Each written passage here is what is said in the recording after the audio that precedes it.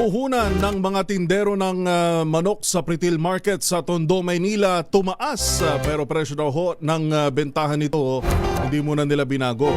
Bakit? Detalye mula kay RH9, Tina Nolasco. Tina, good morning. Magandang umaga, Pilipinas Report!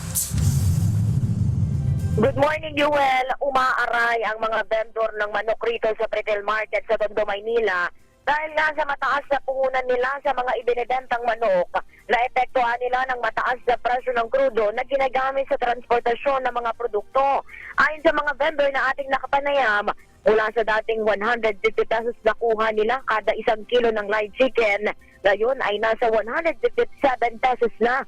Sa kabila nito, Yuel, napipilitan ng mga tindero ng manok sa Pretil na huwag muna dagdagan ang benta nila ng kada kilo ng manok upang tangkilikin pa din ng mga mamimili. Dahil dito, ang presyo ng kada kilo ng whole dressed chicken ay mapibili ng 230 pesos. Kung bitso at wings naman, nasa 240 kada kilo. Ang leeg at adidas mapibili ng 190 pesos per kilo. Ang isa, 140 pesos kada kilo. Para naman sa mga mahilig sa atay na may kasamang balon-balunan, mabibili ng 240 pesos kada kilo.